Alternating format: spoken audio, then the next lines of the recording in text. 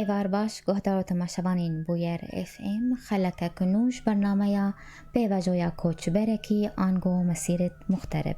دوی برنامه ده ام بحثا سرپیهاتی چیروکا کوچ برکی سرکفتی دکن میوانی مایه وی خلکی کره باجاری دیرکیه ما مستانیزار موسا و جنیمسا مرابه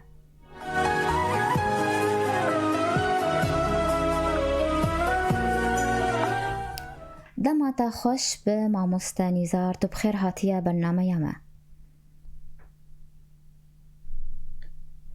دما خوش به سلاف و ریز و توارا دستی و ساق به سروی برنامه جواکیا خوش سلاف و ریز جوی درج عرده وینا فتاقا مشلوکا رنگین و جولوجی بسر آلی دیر که دا حتی ام بیجن تمام ببه و جالی دیده جی حتی بکیه چه کوبانی و عفرینی و درباز جی سپاس دست بکی پیروز به خالات و سرکفتناتا به هیویا سرکفتنندن ماموستا نیزار سپاس یاوتکم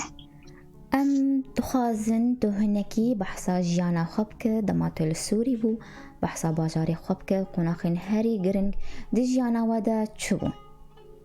بکرتا سید بحث بکه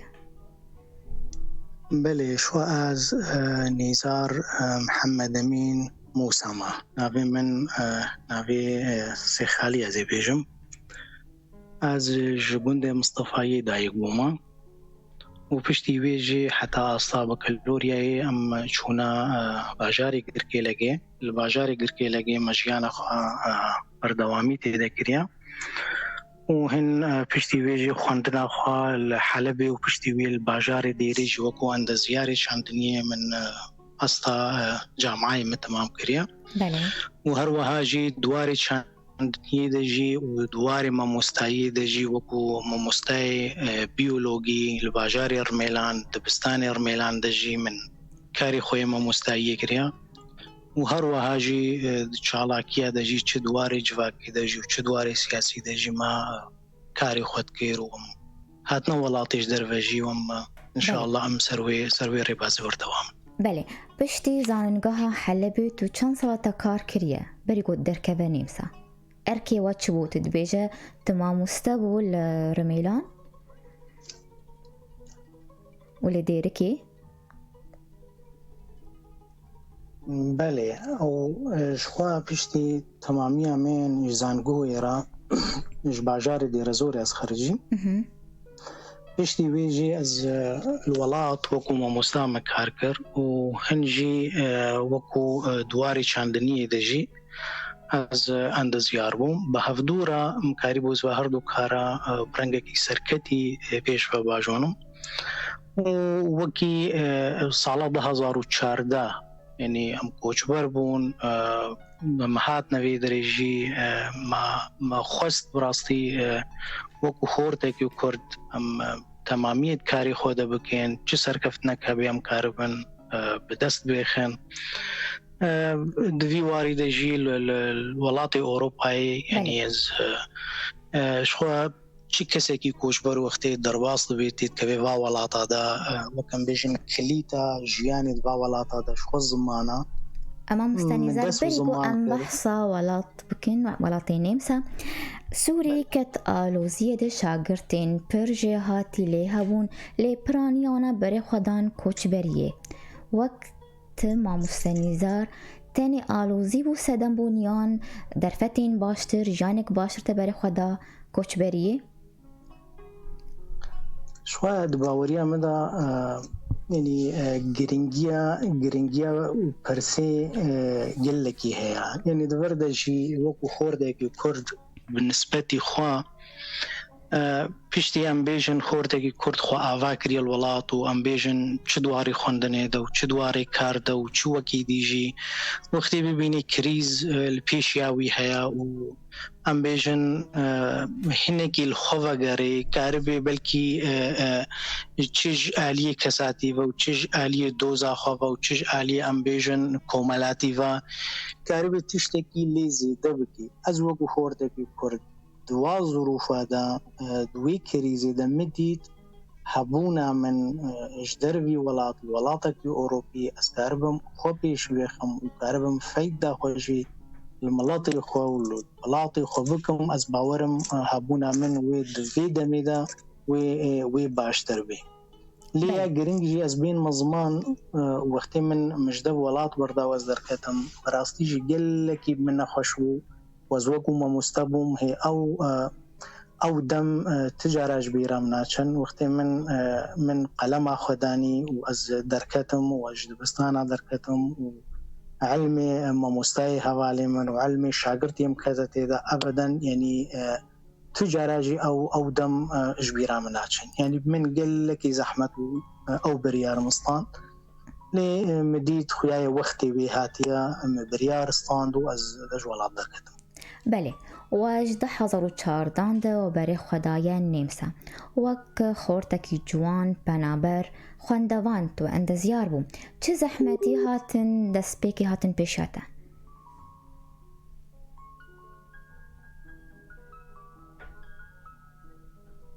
ما مستنیزار تو دنگی متکه؟ بله جنوکا دنگ هات برسا خواه دوباره بکم تو 2014 ده بره خدایان نیمسا وک خورتکی جوان بنابر خواندوان چه زحمتی هاتن پیشاته دسپیکا گوتگیا نیمسا شوا دسپیکا کوچبریج هر کسی که را بلکن هاجم آنی زمان او کلیتا جیانی الوادرا کلیتا انتگراسیونی او شوا زمانا يعني وقتی تی ولاتك اینو تی کلتورا کنو تی جیانا کنو بری هر تشتی دوی کربی خو دوی ولاتی دو دوی کلتوری دو خو ببینه وقتی کربی خو ببینه جی زمان و زمان کی از باورم زمانی و ولاتا بطایبت کسی بالمانی داخفن زمان ندی بقل کی زحمت ترا او جی بلکی بصالا بمره بردوام کر حتى دوار زمان دجي يعني باش مكاري بو أسر خو بسكنم وبلكي أو يك جوي سدمي بو يكو بلكي مكاري بو أز بوي سركفتنا زمان أسركفتنا بدس بيخم وأسخوا بري هر تشتي وكو قورتكي كرد أسخوا الباولا طاعابكم دوار زمان دجي شوي يعني أزدبينم زحمتي قل لكي جغيني مرجي تشي وكج مرجي هبون ولو جغيري مرجي هنا لي جبر وزحمتي يجي مخص از وي آستي زود تمام بكم زود مساري دا اسكاربم مجيانا خب فكرم والدورا خب فكرم اسكاربم چه سر بيخم كي آليكاريات تكر أما مستنيزار تبتنا خبو يا كسك آليكاريات تكر براستيجي صالات 2004 وقتی کوچبری بزحف هبو خلقی ما لفادرا باش هبون يعني او جمارة ولو امبيجن بزحفايبو لي ولو جي يعني اوار نكتوي واردة امبيجن آريكاري مرة وري كرن جبر هاتنا کوچبر هنگي جمار قلق زحفو لي تشتاكو آريكاري بلكي مرة وكو كس هاتا كرن بلکې مکاربو اب زمان ندی خو بريغه وکو زمان انګلیزي وکو یعنی مکاربو از او مربي آریکار خوندنا من به مر آریکار حتی از کاربو سرلنګ خو بسکنم داس زماني بي ولاطي بكم يعني جبر ولوجي او بخول جمن بو نمونه و از خودس بكم وقت وکو خورتکی کورد دوار زمان دست خو بشویخم ام کاربن وی کاری غیر خرابکن یکو ورن واولا تو کوچ پر ببن وجبر ولوجي ما كارك دوی واردك بله تو الولات عند زيارة چانديني بو اللي نيم سا تباري خدا فيربون زماني ألماني تباري خدا كاري ماموستيه جبر چه؟ يعني أوجي إجبار قال لك إنها أزدبينم وعني أستخازم فيجي بيجم قال لك وقتي يكتي فادرة نتهم بلكي أزدبيجم في أكو بيختر الواولا طام بيجن ما في خناصتين وزحمد تيدا هيكو ما في خبصتين أو فئة خندوانا يعني أو فيها خندوان شي قال لك زحمتي دبينن وبكبنا أمبيجن كاري خدا بكبنا مجال خدا از یک شواجی بوم بلکی دو کار دکرن هن وکو مامۆستاژی و هن وکو اندزیارجی لی پشتی وقتی از هات ما بی ولاتی و متیکلی کر مدی تجمره یا هری حسانک و از بدس مامۆستایی بکم جبر ولوجی مبری خدا اوی مجاله و تأهيل تربوي دبلوم الجامعة في ناجي مبري خدا دم تمام كر ولسر وي بنجي هيجي مكاريبو از بري خبد ما مستعي وكو بيداغوغي وكو ما مستعيكل الدبستاني فينا از كار بكم يعني شو معنى عند زياري يعني دوي دجي مخست هنو بكار برنجكي بهورا از دالي خنا خدي سفقر ما واري عند زياري ماستر کې د تخصص عند زیاره ام بيجن چندنی داز بکم و هنگی جی چواری داز خو ببینم یعنی از چه خود جی ببینم کاری خود جی ببینم ما مستا و هن مدیز مره باشتر از کارم مجال خوی دیده جی کار بکم بله تو پلیا دبلوم زانگاه وینا تا ورگرتیه و تا پلیا ماسترات لسر چبو ما مستنیزار او یا جامعه وینا دجی وکو ما مستا او دبلوم پیداگوگ بو یعنی تأهیل تربوی بو دا یک کاربی برای اوی ما مستایی بکی د کلتورا اوروپی دا لید اند زیاری دا تشتاقون ها از دکم او الجامعه بودن کلتور بوکو از ماستر فیتو مدیسین خوینم فیتو مدیسین او جی ماستر کا گریدا یا بشا چاندنی و وکو ام با انگلیزی بیجن پلان پروتیکشن یعنی ام بیجن یعنی واری شینایی و پاریس گرتناوی ام بیجن جنخوشیا و جعوال یعنی دوی وارده از نها سرکار دکم باشه امی بحثا و قد هات هالبجارتن وک باشترین ما مستل نمسا لی پشتی ناو برکی کرد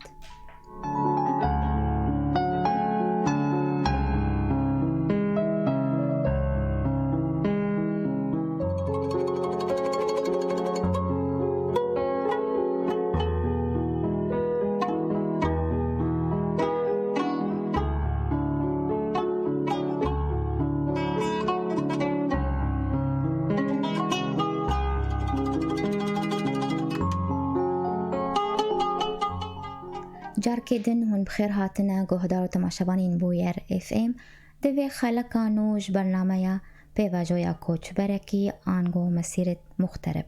میبانی ما یه خلقی ما مستنیزار موسا جنیم سمرایا جاركدن تو بخير هاتیا ما مستنیزار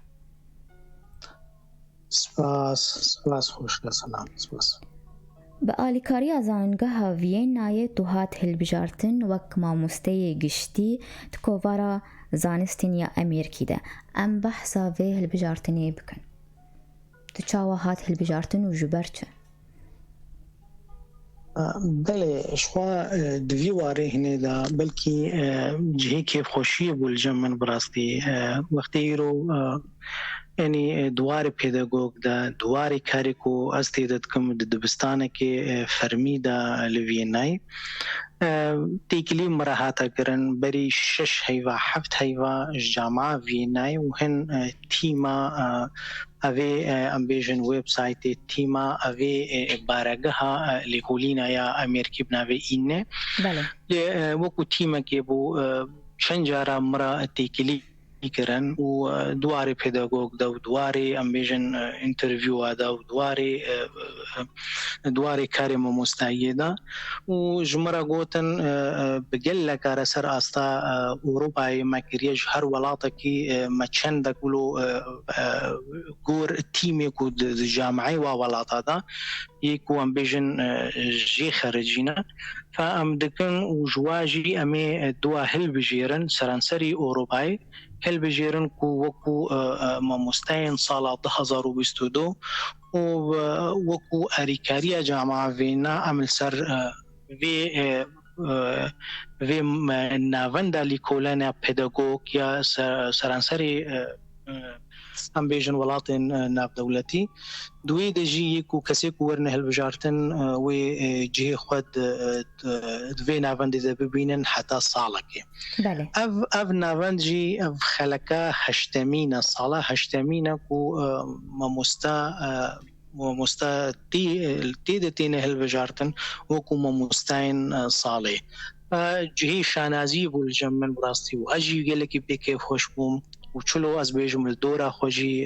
يعني دوستي من أهبالي من أفكاري من شاگرتي من چل فيدري چل ولات يعني أو هستا مديت الجم تواجي هيك كيف وشي بو يرو بينن أما مستاي خوا يرو الولاتك إيش دروجي كاري خود كي ودوي واردجي سركفتي دا آستا كده تشتا گرنگ جیتی دا سخوازم بیجم دوی دا جی وکو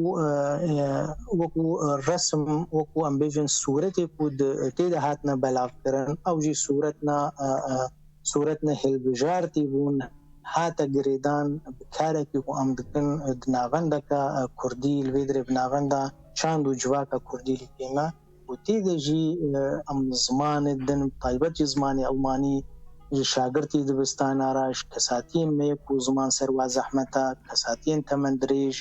یکو زمان زحمت دبینن جبروی کی جیم بهدو و گریدان کارین خو ام بیژن خواندنا کول پداگوگ مل جامعه وینا کری و هر وها ام بیژن او زانیاری کوم د علی پداگوگ دم مبدس خستی او جی متخصص جی بجی کرنے د دوی ناونده دا د بن اعلی کردستان دا و رسمی دی جی د بن امبیژن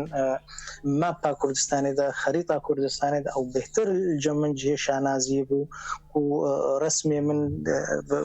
بوی رنگی هنی برنگ کی کردواری ایرو د ناونده کلی کولینا پداگوگ سر آستانه دولتی دورنا بلا کرن از دلک وکو کساتی بهتر بوی که خوشو بله ما مستنیزار تو دبیج سالا هشتمین سروی هلبجارتنی گلو تو یکمین کرد روش آوای کردستانی گودرت که باشترین ما مستی گشتی تو یکمینه؟ بله شخوا سالا هشتمینه او ناونده لکولینا سرانسری اوروپا کساتی که حتی بیجن دو کساتی دهیل بجیره وکو من میزان دی برین هاجی سرانسری سوری دولت عربی جی هناك هاتون اهل بجارتن لی وکو کو زانیاری مدگهینه دا ام بیجن کردستان سوری بلکې از باور مزیه کمین بوم حقوقات اهل وجارتن بیواره نه دود دوی مجاله نه بله وکو کارتا وکریو بری انجمانا ناوندا چاندیا کردی لیویانا کاری وچیه چالکی وچنه حتی آنها وچی پیشکش کریه شخوا فرسا هری گرنگ یکو دسپیکی تانی زمان نو وقتی من چونوی ولاتی کوچبری وکو کوچبری کی آریکاری بوره هاتا کرن ازی بوی و گریدم گرنگیا ویش خوشویتی مدیت تی خوستن کو کسین پشتی مرا ورن ام کاربن مالک کردی الوادر آوا بکن و آریکاری بکسین کو شون مدورن چه دوار زمان دبن چه دوار خدمت گزاری دبه چه دوار ام بیژن ترجمه دبن و چه دوار ام شورمندی بیو ام بری وابدنا ری درست دور دجی اف ناونده هنیب ناونده بناوی ناونده چاند و جواکا کردی معاوا کر باریکاریا دوستی خو و حوالی خو و کاری کی باش تیدتی کرن سال 2016 و اف ناوند هاتیا آوا کرن دوار زمان دا وکو کن هم آنی زمان کاری کی گلک باش دکی طایبت جی دوار زمان المانی دا دوار امبیژن هر سی ماده سرکه شاگرتی دبستانی را جواری هفدیتنن جواکی و هر وها سیاسی جی امبیژنی ایش ملطی مکو خلق مال وینای سرانسری نمسای هفدو تیده دبینه و هفدو ناس دکی و امبیژن شاهی کردواری دا هفدو دبینن و لفدق هنا هفدو از باورم تشتكى قلكي باش وامكارن بين نظمان كوفينا فند كاريبو بكي وكي ديشي دقلك واردي دا ام بيجن شدواري كورساتي موزيكي بن چام بيجن يه سازي بن يه طنبوري بن برين هاجي يعني هاتنا كرن دقلك وارادا يعني كارنا باشتي دا هاتنا كرن و چه ام بیژن کوملانه جواکی او جی شورد بینن جهو کاری خطی ددکن و ام یعنی دچواری دا بکوی بن خدمتا کی جملاتی مدا خدمتا ویده و از باورم کارکی یعنی کارکی گلکی 2016 حتی وکن ها کری وی بردوام جی. بله ما مستا نزارتن ها ما وک ما مستیل دبستانین وینا وکی تو کارن دجی دکه کارن جدا. بله از وکو ما مستعکی وکو از بیجم دکاری میهنی دا بولم خدا ناس کرن دواری جواکا سویل دجی دواری وینا وندا کن هم آنی زمان از خود دم ناس کرن باریکاریا دوست خو حواله خو وکی دیجی دواری سیاسی دجی از کار دکم وکو اندام کمیته سیاسی پارتیا یکیتی کردستانی سوریا بله از دوی عالی سیاسی دجی کار دکم و از گلکی دخوازم توفیقی از بیجم نافبرا و هر دسی کارا دا بکم وقت خوباش بدما هر یکی جوا و کیمایی نخما دیکی جوا دا از هیوی بم از گلک براستی از گلکی دخوازم و گلکی بهیوی مجی و از کاربم روزه که جروت از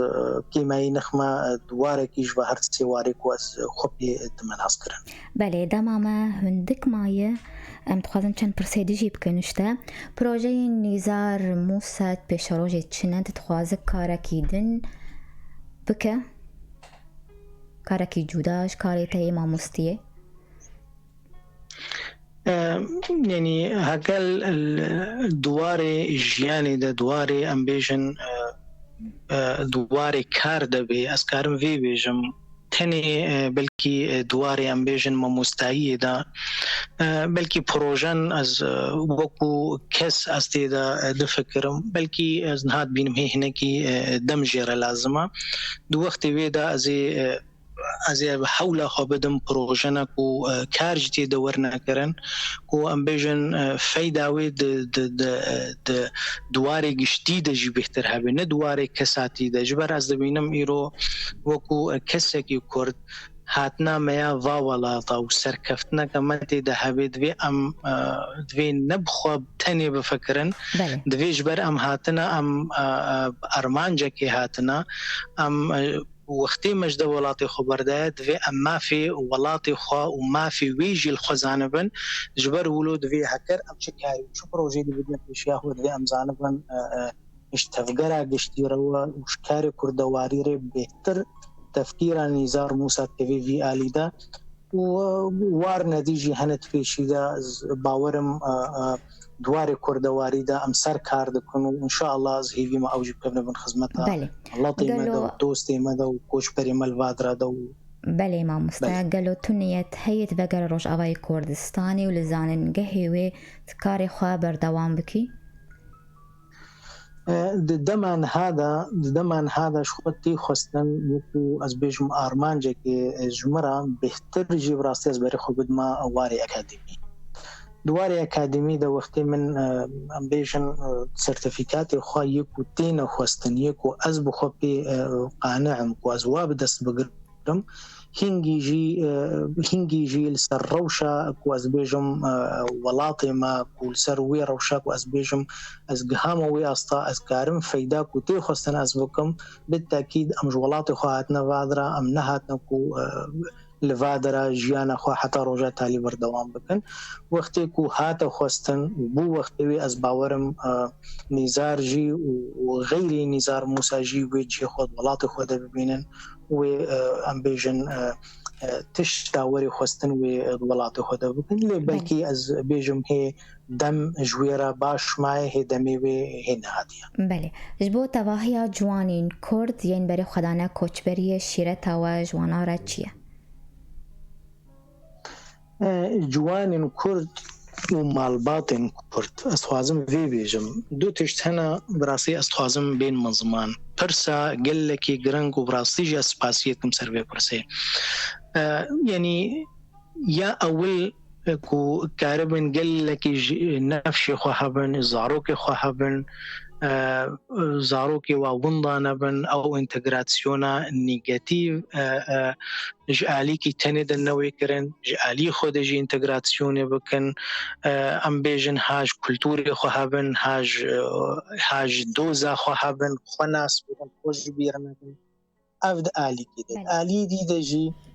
اجمال واطا از بینم تی خوستن و بانگوازی تجی جمن وکو خورده کی کرد و مالباطی ملوی دری بهتر برین زاروک خواهی کو جعمر مدرسه ام بیجن درکبن بری و بدنا وارن اکادمی وارن کو کاربن فیدا وال الجفاکا واجی هبی والملاطی واجی هبی و کارکی کو بهتر کاربن سرکفتن اکادمی بدست بیخن نبری و بدنا ام بیجن تشتین کو جیانا خوبی بردوام بکن و بخوا برنگکی ام بیجن نفرا خوتنا مزینن یعنی ارکت از باور مسر ملی مال باطی میا کو زاروکی و جواره بلکی ام بیجن ذخیره که شکارن باش دواد استثمار بکن وفايدة وهن الواجهة به وهن المال باطي واجهة به وهن الملطي واجهة بله. يعني تاني أصلاً بحر تشتابش بله ما مستنیزار گوتنک تهب ام پی خلقه خواب داوی بکن جعالي وضع براستي شو أسفاس ياوتكم وكو بوير افهم وكو زانياريا وكو أمبيجن روكي دي فاكسين ميكو يرو كوشبر بوي سركفتنين وكو أو بخجي دبي جهي تشجيعي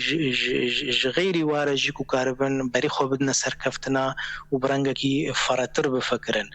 يعني كاري وجي جهي سپاسیه و براستی جی از کاری که گله کی پیروز دبینم و کیف همیشه پیگله کی هات کوز کاربم ایرو ورا باش دار ببم و دنگ خو بگهینم و اجی دنگ خو دیم سر دنگ و بهفدور جی ام کساتی میل واترا بشجعین کو اوجی کاربم بری خو بدنا سرکفتنا